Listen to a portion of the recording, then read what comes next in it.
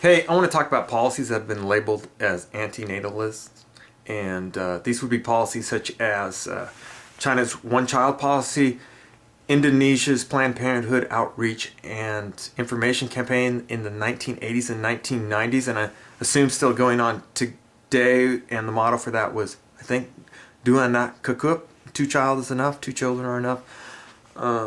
The right to a woman to unfettered access to first-term trimester abortions, including the state picking up those abortions.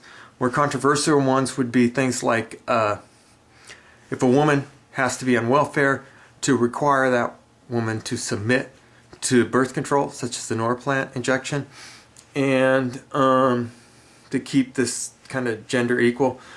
If you're a male, meth, crack, or heroin addict, to offer you a reward or bonus to get a vasectomy. And the most controversial one I could come up with, if you're a male and you've sired, say, 2 or 3 children, 2, and you are not paying for the upkeep of those children, you're not paying child support or contributing to their lives, to make you submit to a vasectomy. These are all policies I would support. In fact, I think things like this are needed in the modern world to ensure the future of humanity. But they've also been labeled antinatalism, and the way I'm understanding antinatalism, or how it's being presented on YouTube, is that if we weigh up an individual's life and we say on one hand there's the distress, loss, anguish, and suffering that you enjoy or are subjected to on one side, and in the other hand you have the contentment, the fulfillment, the happiness, and the pleasure on the other hand, and that you weigh these on a balance, that for most individual cases that the suffering is vastly greater than the satisfaction. Now, what this means is when we come as individuals to make our reproductive choices, and in the modern world, if you've ever seen a TV, anybody who's ever seen a TV, every one of those people have a choice on whether to have a child or not have a child. That for when we're thinking about our hypothetical children, we should choose non-existence for those children to prevent the suffering that would occur. Another way this has been described is that there's this pyramid. On the top of this pyramid there's people with the live lives of satisfaction and contentment and fulfillment. It's a very small proportion of the population, and underneath is this great base of people who are experiencing misery, anguish, conflict, violence, and torture, and that pain vastly outweighs the happiness that the few enjoy on top. And so again, when people should choose not to have children to prevent the suffering of the masses. I don't know anything about philosophy, but I did take a 101 existentialist class years ago, and I think the only thing I remember is that the guy's definition for nihilism was a complete exhaustion with the procedure, the modes of life. And I will say this antinatalism thing, as it's being laid out there, has that kind of reek of nihilism to me.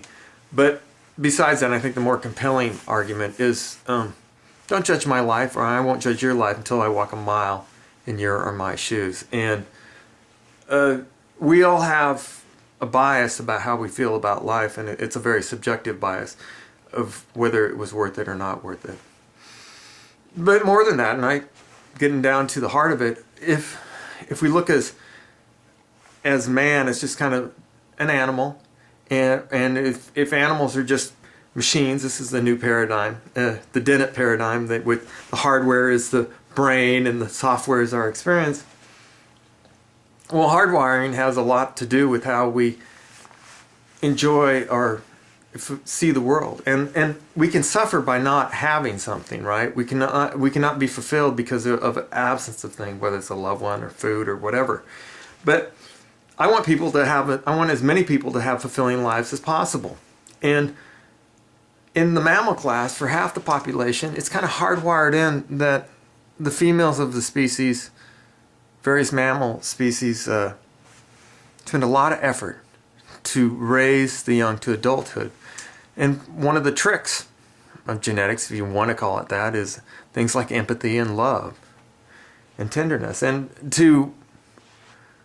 that gives creatures meaning. And I wouldn't take that away from these things because of some kind of preconceived notion. Now, in the Homo sapiens species, we actually see this in the male of the species. And in a lot of instances. Now, everybody's different, right? I mean, there's some women who hate their kids, there's some women who never want to have children, and there's a lot of men who just don't want to have any kids. But I think that's actually the minority, at least in the women. And even for the men, I mean, if I look at just my personal experience, I don't have kids, but if I talk to my close friends who have children, I'd ask them, what's the most important thing you've ever done with their life? I would get a very Jerry Maguire-esque answer, and they would say that their children complete them. I think that's good. I think that's great. My personal bias is that life is great, and I'm very grateful that I've had the chance to experience, even though my life's been in times full of misery, pain, and suffering. It has. But the scale on my side is a much greater contentment and satisfaction scale. And what I want for the future is that for people, the greatest number of people, to have the opportunity to live the kind of considered life that I have, and to be that the world will still be a place of beauty and wonder and peace, and they can find those moments of transcendence. But I'm worried about that, because if I look at human civilization and its footprint on this planet, and it's mainly driven, the footprint is people as consumers, right? We consume metals, food, gas, and when we consume all this stuff, and we have to extract it from the earth, and then we have to utilize it with our technology. And while our technology is pretty awesome, it's actually not that efficient. And so we've overshot the carrying capacity of this planet. And the human species is headed, or not the human species, the human civilization is headed to a collapse. Now, whether this collapse is some kind of zombie apocalypse, or more likely, in my opinion, just kind of return of the old demons, where you would have an increase in the death rate, increase in infant mortality, a decrease in life expectancy, increasing poverty, and increasing conflict in the world. I think that then the future will be filled with a lot more suffering unless we get our population under control.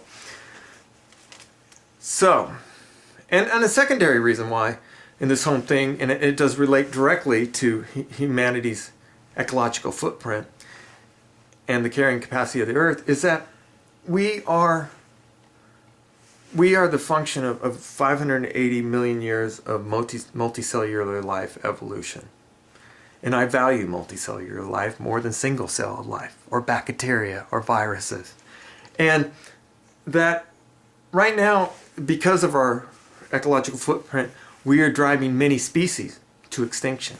And I would hypothesize that's a bad thing. And that we are closing avenues for evolutionary avenues that we don't know the repercussions of doing that.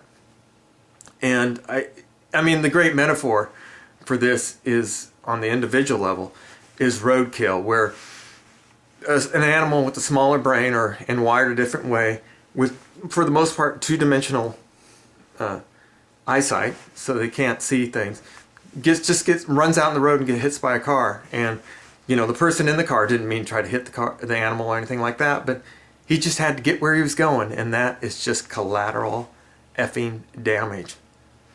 And I would just hypothesize a great waste. And now there is this other vision of the future, and we can call this one a utopian vision, where technology saves us, and this is where you have singularity as the Godhead, and you have the drones doing all the work, keeping society running, plugged into virtual reality, while you ruled by a benevolent elite with their life extension technologies, and when they approach death, their personalities are uploaded into the computer with their cybernetic enhancements as they ascend to the stars with their string-driven anti-grav propulsion system, but before they leave off into the universe, they benevolently cure the Earth's ill with their benevolent self-aware machines and their awesome nanotechnology. Good luck with that, man. Dream on, baby. Yeah. Again, I imagine all these technologies, they may come to fruition, they may not. Again, they're very elite orientated, and it's not going to maximize contentment. But let's move up and leave that where it's at and come back to full circle and talk about these antinatalist policies. Okay, one of the beauties of the China one-child policy is that we can just say it's not driven by racism. It's the leaders have chosen the kind of path and this very draconian policy to secure the future by living within their limit of their resource base. And in many ways, it's a very egalitarian solution in that it says every family, every husband and wife in China can have one child, and that's equal for everybody. Now, some people do get around that and they can have more than one child, but they have to pay a tax. So there's some option to move there. And, you know, yes, it does favor rich people, but let's get real. In the world today, that's how we judge success. And rich people are going to be much more capable of giving children successful and contented lives. Not that that's necessarily a good thing. I mean, I think out of suffering, a lot of great people have occurred in the world. But by and by, let's get real. We know that is the pyramid, right? That for most successful outcomes, you want that child to be tended for. So I think it's almost a democratization of the evolutionary process where you know, everybody gets a chance to send their genes into the future. Because we are past, the thing about eugenics, this is often a thing, that's a eugenics policy. Well, the world is a eugenics policy. Whether you make a choice or not, we are doing eugenics nowadays. I mean, the decrease in infant mortality is completely not normal. It's technologically driven. And there's many women getting pregnant who have and men who have fertility issues, and they're having children where if things were just allowed to go as they were, children would never be. And so the grand cheat of modern eugenics is where you have one person or a couple having 19 kids, or one person having 14 kids, or one guy and 22 wives having 87 kids, that those people with those genes putting out their next generation are putting the poor little Chinese husband and his wife's child at a great disadvantage for their projection into the future. And it's unfair. We're stacking the deck towards the breeders who seem to lack anything except kind of because of a great selfishness to send their genes forward to the next generation because they're so special.